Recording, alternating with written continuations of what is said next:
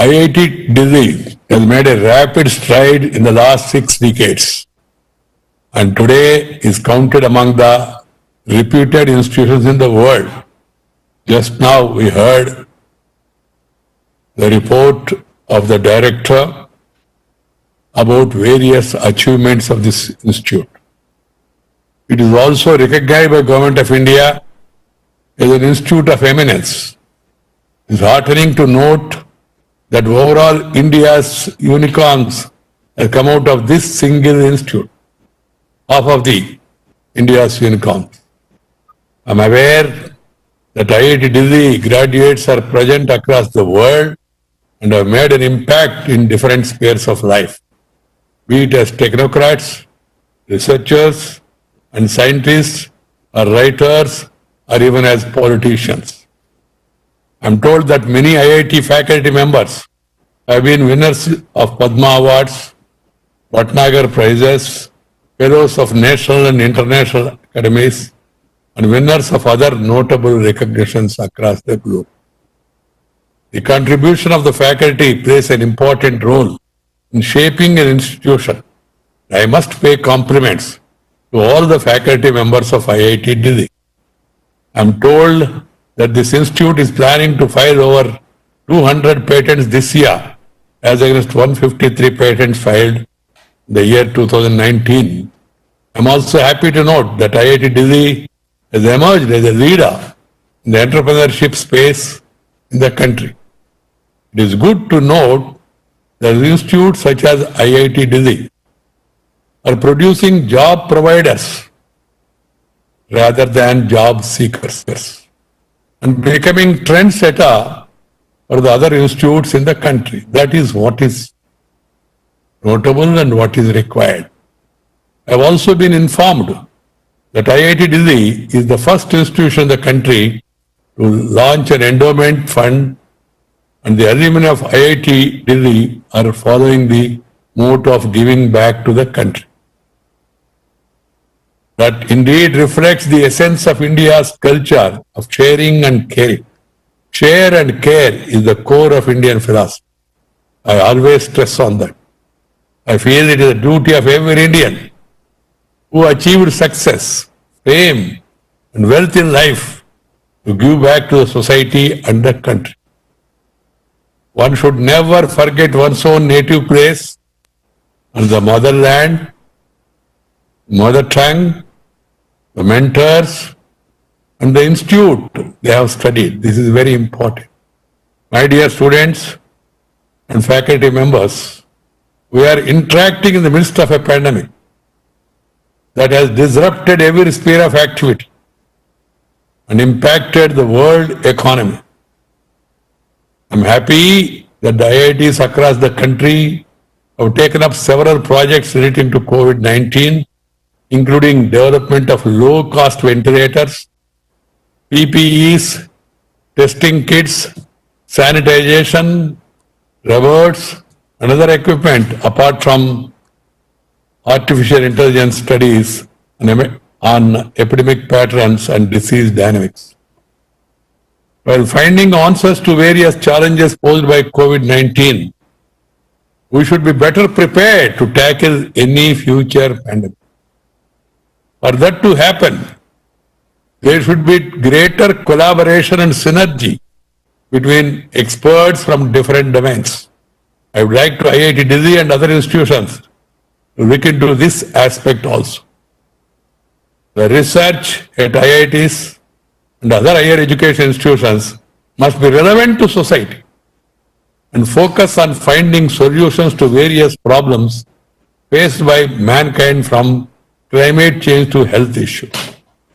We must make the people's life healthy, make them happy. Mere wealth cannot give you happiness, it has been proved. Health, wealth, and also the happiness that comes out of more and more research, new ways, new ideas. There is also a need to promote multidisciplinary research and industry-academia linkage. The higher education institutions must not work in solos and seek to connect with the industry. There should be a symbiotic relationship between the two to take up cutting-edge technology. At the same time, there should be greater investment in R&D projects which focus on finding solution to society's problems. I call upon the private sector, including the industry bodies like CAA, ASSOCHAM, FICCI, and all other organizations, to collaborate with academia in identifying such projects and fund them liberally.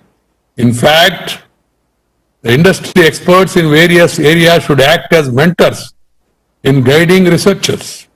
This type of quicker results. Every industry must promote some research, and they should feel proud that they have supported so-and-so research, and this is the result of the same. I'm told that IIT Delhi is laying great emphasis on internationalization, interdisciplinary research and industry connect.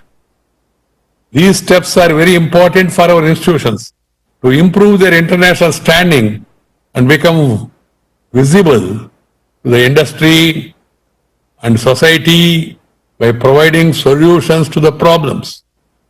As our Honorable Prime Minister, Shri Narendra Bhai Modi, has always maintained, while science is global, technologies are local. Indian institutions will be counted among the world's best only when they start impacting the societies around them by developing optimal and sustainable solutions to the problems faced by the nation. This is the way forward for Indian institutions to be counted among the world's best and for nation to regain its rightful place as Vishwa Guru. Once upon a time, India was considered as Vishwa Guru. The world used to look to India. IITs must take the lead in this journey. My dear sisters and brothers and youngsters, India's long and illustrious history of holistic education must be remembered. The aim of education in ancient India was not just the acquisition of knowledge, but also of wisdom, complete realization, and liberation of the self. The ancient Indian education system had produced scholars like Charaka, Susruta, Aryabhatta, Bhaskaracharya, Chanakya, Patanjali, and numerous others experts in various fields. They made seminal contribution to the collective knowledge of the world in diverse fields such as mathematics, astronomy, metallurgy, medical science and surgery, civil engineering and architecture, shipbuilding and navigation, yoga, fine arts, chess and among others. I am happy to note that the new education policy seeks to promote India as a global study destination, providing premium education at affordable cost. Premium education at affordable cost, thereby helping to restore its role as Vishwa Guru. The move to facilitate selected universities from among the top 100 universities in the world to operate in India will also help in promoting excellence in education. The National Education Policy also mentioned that internalization of education will be facilitated through both institutional collaboration and student-faculty mobility.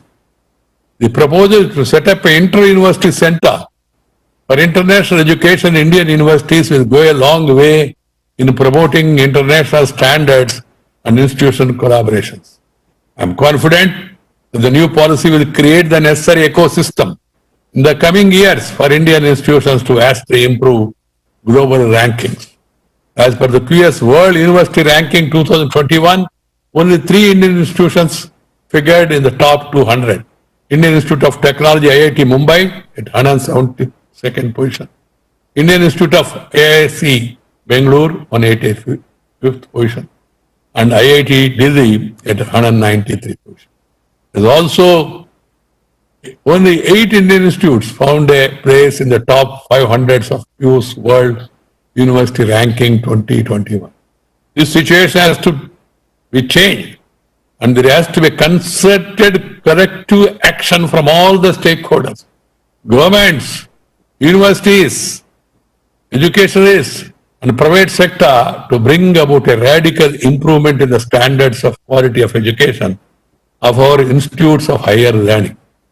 There is a huge potential for India to become a world leader in various technological domains. Given the demographic advantage and the presence of highly talented youth, 65% of our Indian population is below 35 years and 50% of our population is below 25 years. The need of the hour is to impart quality education, convert this vast pool of educational manpower into highly skilled workforce in tune with the requirements of the digitally driven, knowledge-based 21st century.